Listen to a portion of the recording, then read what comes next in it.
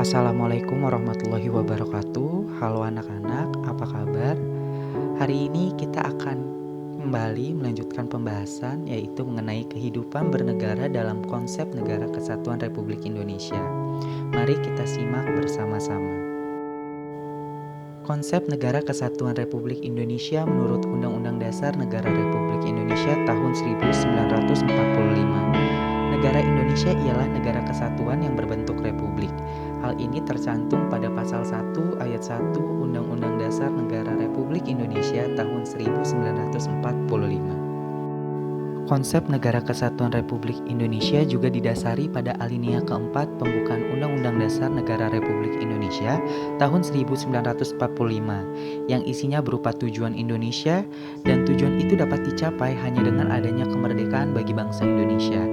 Nah, makna negara Indonesia juga dapat dipandang dari segi kewilayahan yang tercantum pada pasal 25A Undang-Undang Dasar Negara Republik Indonesia tahun 1945 yang menegaskan bahwa Negara Kesatuan Republik Indonesia adalah sebuah negara kepulauan yang berciri Nusantara dengan wilayah yang batas-batas dan haknya ditetapkan dengan undang-undang. Kesepakatan untuk tetap mempertahankan bentuk negara kesatuan didasari pertimbangan bahwa negara kesatuan ialah bentuk yang ditetapkan sejak awal berdirinya negara Indonesia. Info kewarganegaraan. NKRI pernah mengalami pergantian bentuk negara dari kesatuan menjadi federal atau serikat pada masa berlakunya Konstitusi Republik Indonesia Serikat tanggal 27 Desember 1949 sampai 17 Agustus 1950. Perubahan tersebut sebagai konsekuensi dari kesepakatan yang terjadi dalam konferensi meja bundar. Namun, bentuk negara tersebut tidak bertahan lama karena konsep negara serikat tidak cocok diterapkan di negara Indonesia. Pembahasan selanjutnya adalah keunggulan Negara Kesatuan Republik Indonesia. Oke, yang pertama, Indonesia adalah negara kepulauan. Indonesia juga disebut sebagai Nusantara yang berarti di antara pulau.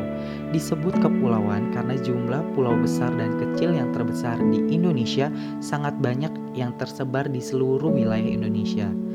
Sekalipun negara Indonesia meliputi pulau-pulau, tidak menjadikan bangsa Indonesia ini bercerai-berai.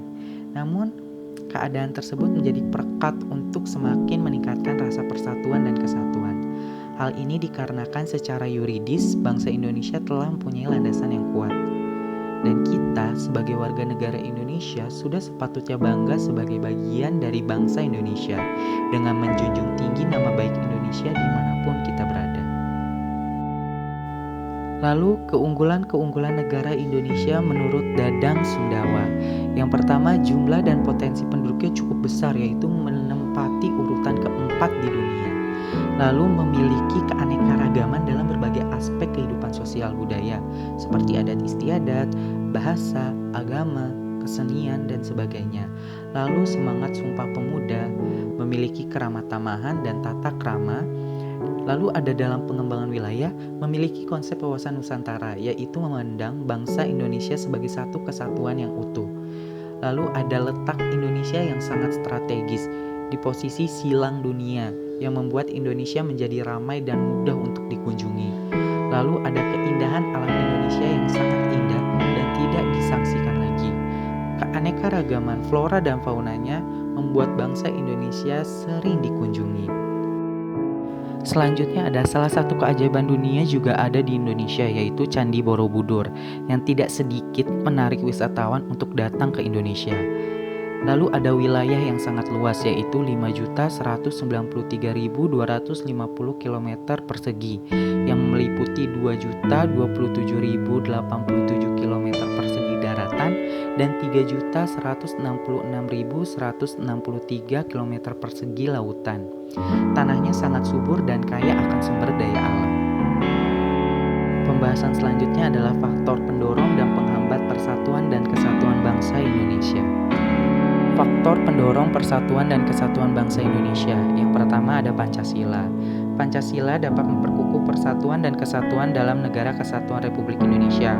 Artinya nilai-nilai Pancasila tidak diciptakan hanya untuk satu suku bangsa saja.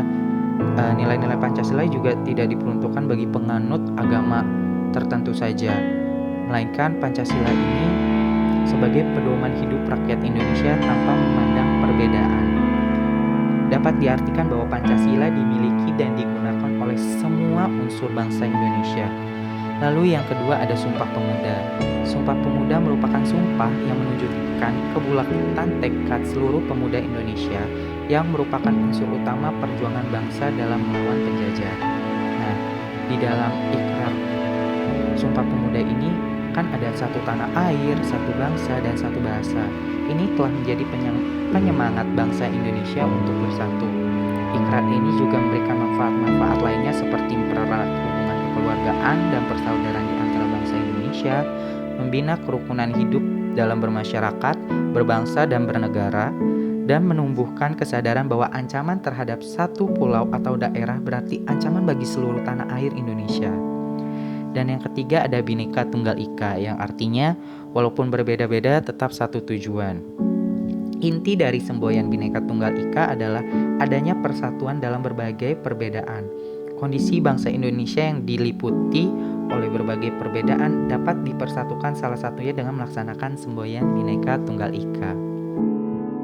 Nah, lalu juga ada faktor penghambat persatuan dan kesatuan NKRI. Yang pertama itu ada kebinekaan atau keberagaman pada masyarakat Indonesia. Kondisi ini dapat menjadi penghambat apabila tidak diiringi dengan sikap saling menghargai, menghormati, serta adanya toleransi yang telah menjadi karakter khas masyarakat Indonesia. Lalu yang kedua ada letak geografis, di mana wilayah Indonesia ini kan terdiri dari beberapa pulau-pulau dan kepulauan dan setiap kepulauan itu pasti memiliki karakteristiknya masing-masing. Nah, kondisi ini dapat semakin perlemah persatuan dan kesatuan bangsa apabila ketimpangan dan ketidakmerataan pembangunan dan hasil-hasil pembangunan masih belum dapat diatasi. Lalu yang ketiga ada munculnya gejala etnosentrisme, di mana yang kita tahu bersama etnosentrisme merupakan sikap menonjolkan kelebihan-kelebihan budayanya dan menganggap rendah budaya atau suku bangsa lainnya. Hal tersebut apabila tidak diatasi juga dapat memperlemah persatuan dan kesatuan bangsa. Dan yang keempat ada melemahnya nilai budaya bangsa, di mana nilai-nilai budaya bangsa dapat melemah akibat kuatnya pengaruh budaya asing yang tidak sesuai dengan kepribadian bangsa, baik secara langsung maupun tidak langsung, di mana secara langsung ini antara lain melalui unsur-unsur pariwisata dan secara tidak langsung melalui media cetak atau media elektronik seperti televisi, radio, film, internet, telepon seluler yang mempunyai fitur dan fasilitas yang lengkap. Lalu yang terakhir ada pembangunan yang tidak merata. Nah, proses pembangunan yang terpusat di wilayah-wilayah tertentu dapat menimbulkan kesenjangan dalam berbagai bidang. Hal tersebut juga apabila tidak diselesaikan dapat memperlemah persatuan dan kesatuan bangsa. Pembahasan berikutnya yaitu perilaku yang menunjukkan sikap menjaga keutuhan NKRI. Menjaga keutuhan Negara Kesatuan Republik Indonesia merupakan salah satu kewajiban dari setiap warga negara Indonesia. Pancasila dijadikan sebagai pandangan hidup dalam perilaku sehari-hari. Dengan mengamalkan nilai-nilai dalam Pancasila, maka bangsa Indonesia akan selalu bersatu padu dan terhindar dari berbagai pertentangan dan perselisihan. Nilai-nilai Pancasila dapat diamalkan dengan cara hidup rukun antar sesama karena kerukunan merupakan modal utama dalam menjaga keutuhan negara. Dalam kehidupan di sekolah, kalian senantiasa menampilkan sikap dan perilaku saling menolong dan saling berbagi dengan teman, menghargai dan menghormati pendapat teman, tidak membeda-bedakan teman dalam bergaul, menghormati guru, dan sebagainya. Lalu dalam kehidupan bermasyarakat, kalian harus tetap menjaga kerukunan warga dengan sikap tolong, saling menjaga perasaan, saling menghormati, saling menghargai hak orang lain, tidak membeda-bedakan, dan sebagainya. Cukup sekian materi pada hari ini. Kurang lebihnya Bapak mohon maaf. Wabillahi taufiq wal hidayah. Wassalamualaikum warahmatullahi wabarakatuh.